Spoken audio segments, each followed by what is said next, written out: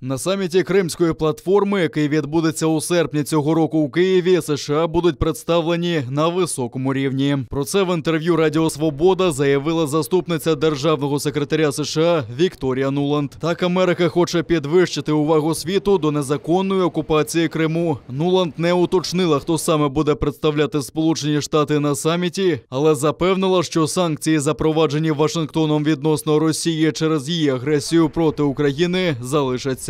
Так само, як і допомога, яку США надають Україні. Президент назвав Україну як країну, відносно якої ми маємо великі розбіжності з Росією. Але Сполучені Штати твердо прихильні, як ми і були вже кілька десятиліть, суверенітету, незалежності і територіальної цілісності України.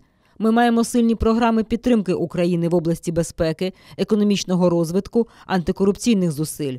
І все це буде тривати.